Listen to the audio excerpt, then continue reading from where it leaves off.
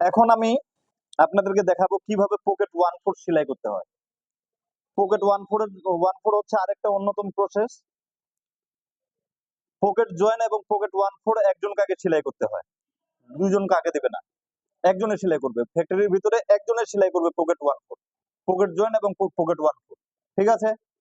এই যে এই এই কাপড়টা যখন আমি সেলাই শুরু করবো, এই যে সেলাই শুরু করলাম, এই গাইডের সাথে ভিড়ে যাবে, এই গাইডের সাথে ভিড়ে যাবে।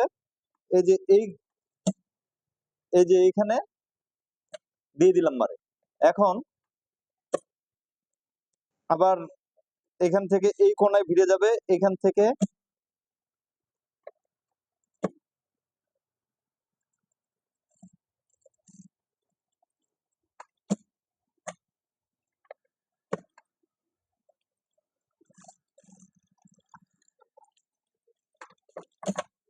এই যে এটা হলো পকেট 1/4।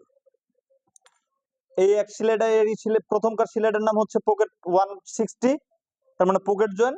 এটা হচ্ছে পকেট 1/4। ঠিক আছে? এই সিলাইটার নাম হচ্ছে 160 সিলাই, এই সিলাইটার নাম হচ্ছে পকেট 1/4। ঠিক আছে? এটা হচ্ছে 1/4, 160, 1/4। বুঝতে পারছেন?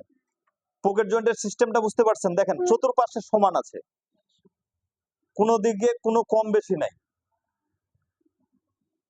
ঠিক আছে, ধন্যবাদ সবাইকে।